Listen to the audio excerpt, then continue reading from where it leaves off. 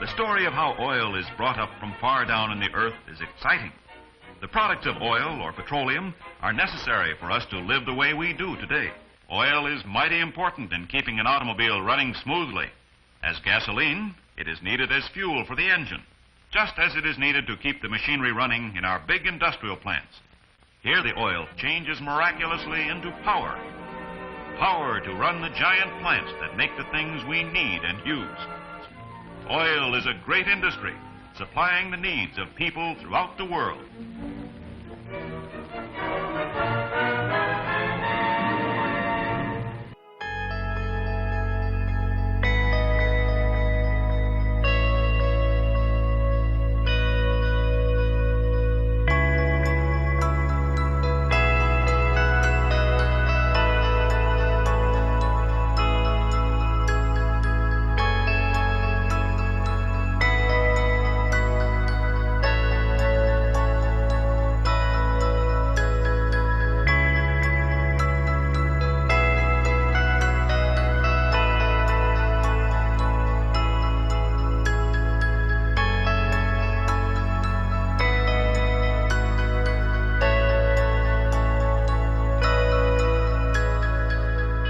There is a climate emergency. We have to transition and we have to have a plan of how we transition. And I think we as an industry can demonstrate some real tangible positive progress in relation to where we are and where we're heading.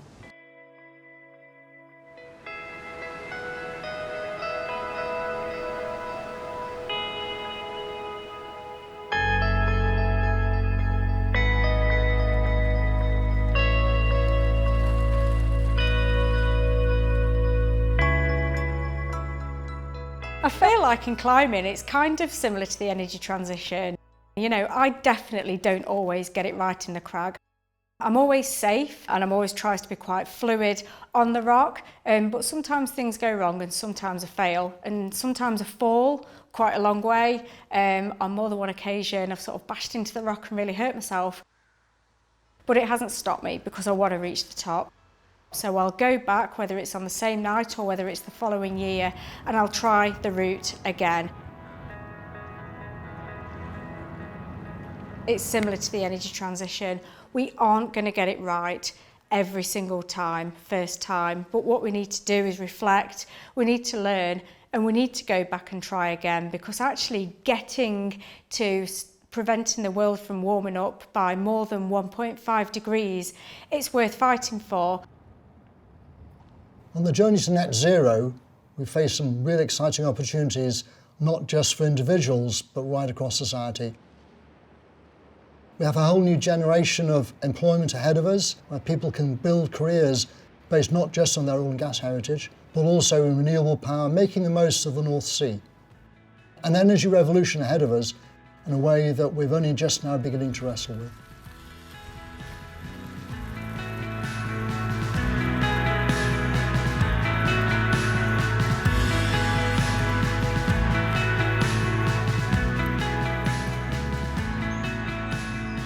My personal career story has involved energy transition, going from oil and gas into new energies, into hydrogen specifically. There's all the same skill sets, all the same ways of tackling problems that are needed in those new industries as from oil and gas. My dad also works in the energy sector, so it's kind of interesting that he transitioned from that petrochemicals world into oil and gas as oil and gas was kicking off in the UK. And then we're starting to see my generation starting to pick up on energy transition in the kind of next chapter.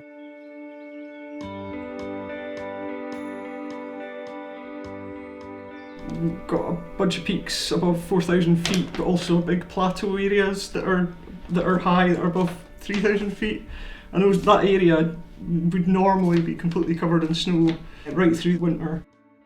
I grew up skiing at the Lech as a kid, and we used to get up loads during the winter, and that just doesn't happen anymore. It's like unarguably climate change, and unarguably that we need to make a change to stop things getting much worse.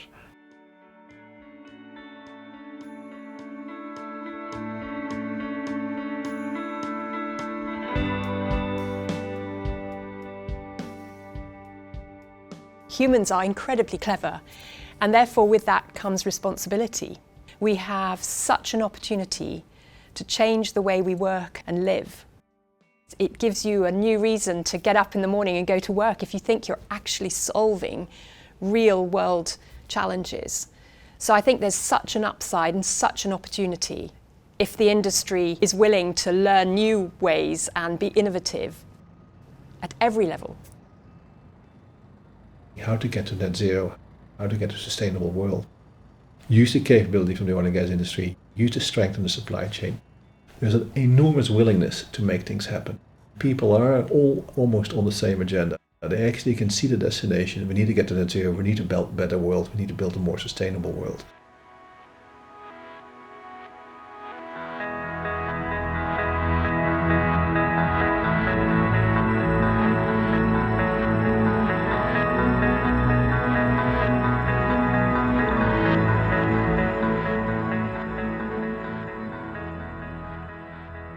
I was born in Italy. My background is in engineering.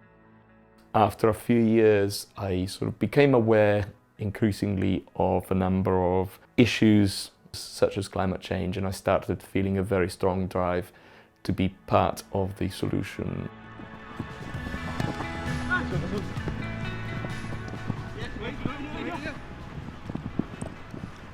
Our Energy Transition Outlook estimates that the total amount of investment going into decarbonisation over the next 30 years should be 1.5% of global GDP, which sounds like a lot, but then we definitely stand a chance of developing and rolling out all of these technologies.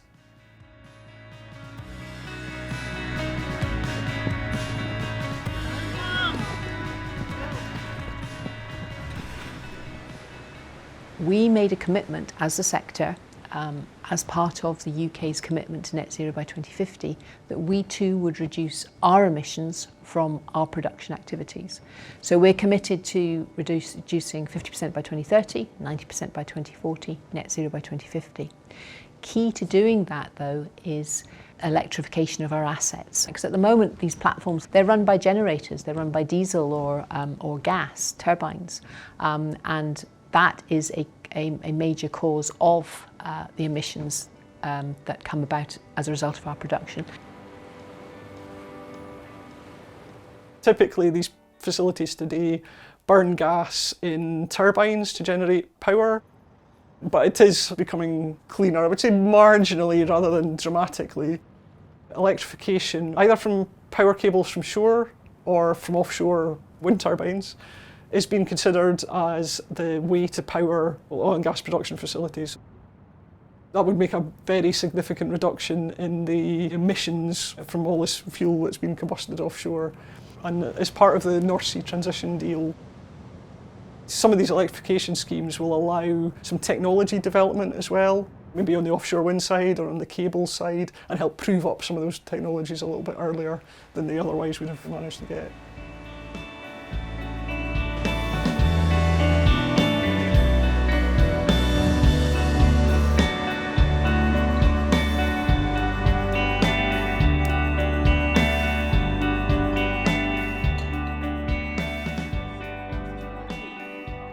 Shima and I met each other 13 years ago in Iran when we were bachelor students at Petroleum University of Technology.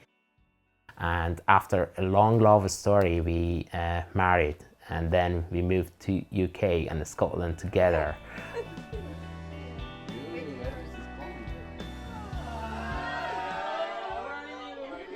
Three years ago, I decided to repurpose all my skill sets and knowledge that I have developed in petroleum engineering in a completely new area. That was CCS, and then after that, hydrogen. It's so exciting for myself to be part of this big and green change towards net zero. Although it seems that we are working in different ways, all of us are working together like a chain, and the main purpose of all of us is to reaching to the net zero. The first step is to capture CO2 and store it somewhere safe, so CCS, carbon capture and storage. The main producer of the CO2 are the power plants industries, so the main focus is on power plants.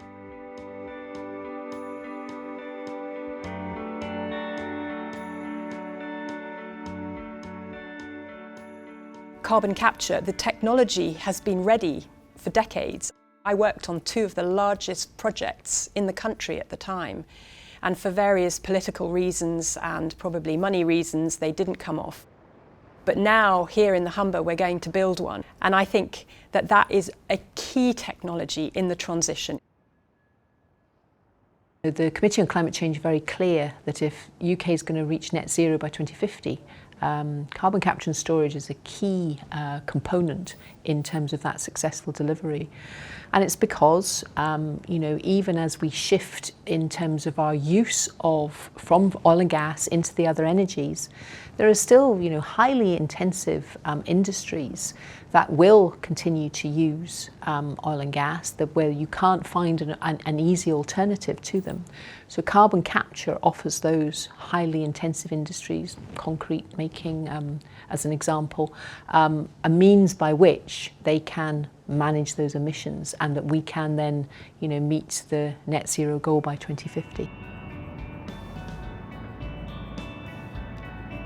The plan is by 2030 that we'll be storing more than 20 million tonnes a year. By 2040 and 2050, we expect to see that rise to something like 150 million tonnes a year of CO2 stored.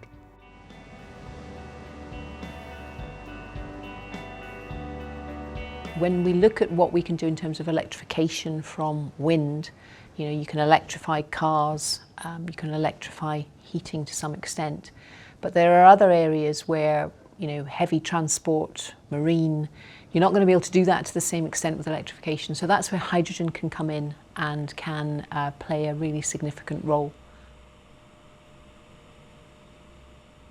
Hydrogen will be the best substitute for fossil fuels.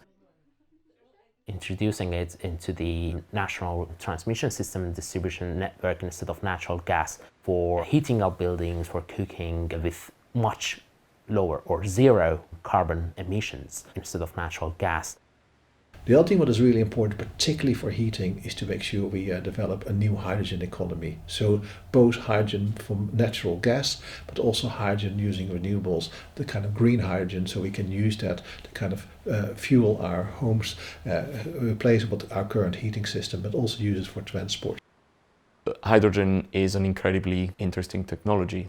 We can store hydrogen for a long term. We can store it in underground caverns, in bottles as liquid hydrogen. We can store it in the form of ammonia and fertilizers. And in due course, we'll also be able to use it to make renewable fuels, maybe even in jet engines and aircraft. So it's really a key to unlocking some of the future we have in the UK on that way to net zero.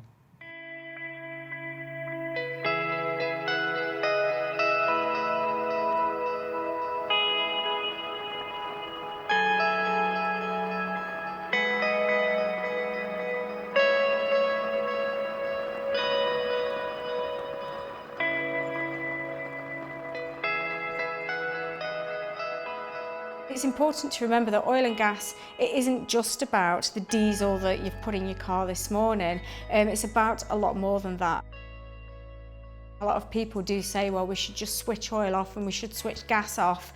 And I guess the things that are going on at the moment with the Russians and with Ukraine really demonstrates that actually gas has got a huge role to play in the energy security, not only for our country, but worldwide. We need oil and gas. There is no way that this world will operate without oil and gas to provide energy, but also to provide all the things we take for granted, plastics. Yes, we can make them better. We can make them so that they biodegrade, but we're still going to need them in medical industries, in the chemical industries. We rely on it. It is so integral to our way of life. Your mobile phone is produced from materials that come out of the North Sea. Most of the appliances in your house were actually made with plastics, with polymers. We've currently got 39 million vehicles on the road in the UK. They all need to be decarbonised. We've got 23 million households using natural gas to heat their homes. All that needs to be shifted. We do need a clear long-term energy plan that transcends elections, that transcends political parties, that there's an alignment on where we're going and greater alignment on how we're going to get there. And then as you deepen that, you get into specifics. I spoke about electrification earlier on. There is a key challenge for government in this country in terms of the grid and access to the grid for electrification. And there will be increasing challenges over how do these different energies interact. In the same way as we, in this sector, we have moved from being focused on oil and gas to now Offshore Energies UK with that view in mind, that we are looking at championing an integrated energy sector. And so we think it's important that the regulator is able to respond and government is able to respond in that way too.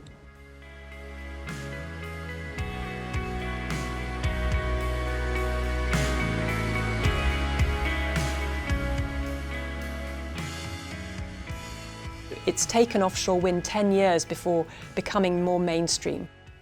And the transition is going to take time as well. So it's no good just focusing on the short term. So we will need oil and gas for decades to come. But this is a transition. It's not a switchover. It's not going to happen immediately. We'll see a reduction in the use of oil and gas as our consumption goes down and our supply goes down. But it will happen over a period of time. It's a transition and we need to manage it accordingly.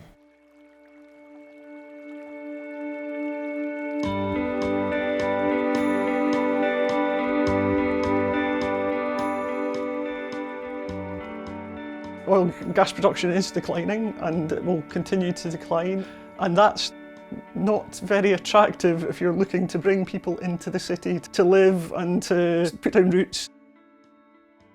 For Aberdeen, it will be critical to show people that there is a future in energy more broadly, and that can use a lot of the skills, so keep the people that are already here, but also attract new people into the industry. If we don't have that, I would significantly worry about what Aberdeen does if it loses that kind of energy industry, because there isn't another alternative there at the moment.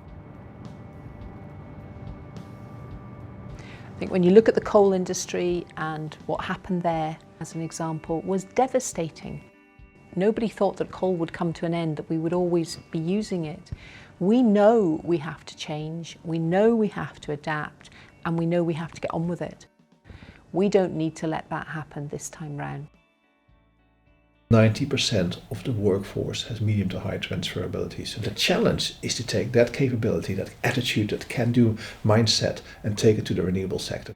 Use what you have, refocus it, repurpose it, and make sure you then use it in a positive way to kind of accelerate the energy transition. A lot of the engineers that we've got working here at Apollo have already transitioned into things like carbon capture and hydrogen, whilst also juggling oil and gas as well. It's the same physics, it's the same maths, it's highly transferable.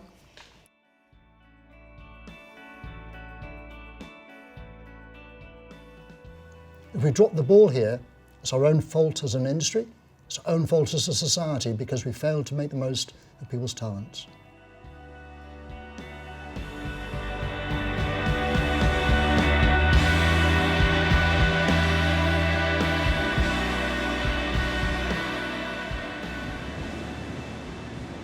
We have seen decades of warning signal. We have scientists be saying is, watch what's happening on the climate. The climate emergency is real. Whether you believe that they're anthropogenic or not, it doesn't matter. We're beginning to actually see the effects of climate change. Weather events are becoming more extreme, acidification of the oceans, increase in temperature of the oceans, crops failing. A lot of ecosystems are so sensitive to small changes in temperature that just an extra 2 degrees might mean you're not able to fulfill the needs to feed the whole of the world population.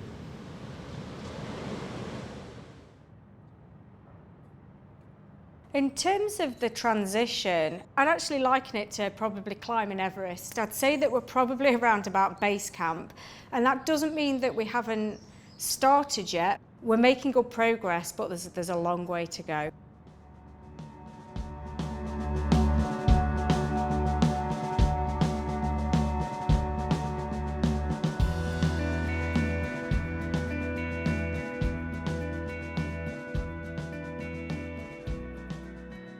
I am definitely an optimist, and I think the risk of being a pessimist is that we might end up saying, well, we've already missed our target, so there's not much else that we can do. We should rather focus on mitigation measures to make sure that we are resilient to all the impacts of climate change.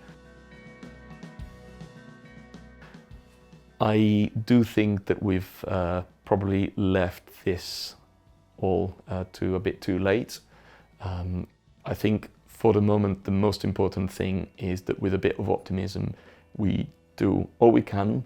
Yeah, sorry if I feel quite emotional about this.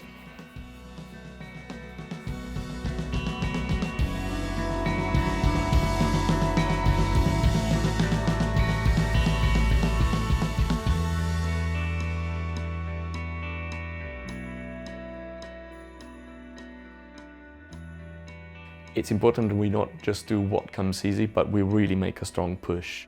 If everyone sits at the table, then it's going to be a lot easier to find a good solution. It's very difficult to move from fossil fuels to hydrogen just overnight, but we need to do our best for our next generation. If we're trying to use less plastic and using less amount of energy or using clean fuels more in long term, and if everyone does the same thing, so its impact will be huge at the end. I am quite optimistic in the sector being able to step up to the challenge, and there are real tangible opportunities here. It's not just a load of talk and ambition without actual teeth behind it. The energy industry has got a critical role to play in us reaching our net zero objectives, and I know that we've got the skills and talent in the UK to go out there and do it, and I'm really excited to be a part of it. We are the first generation who see the impact of climate change all around us. We're also the last generation to do something about it. I'm optimistic because I've seen it work. I think we can be successful because we have to be successful, and I do believe that. I think there is something that is very compelling for us to deliver. I mean, this is not something that industry can do, or individuals can do, or government can do alone. It is actually a coming together of all these different components if we are going to make a success of this. And we have the people, we have the skills, we have the innovation. It is a really exciting time, and I look forward to working with across all these different energy sectors as we all drive this forward.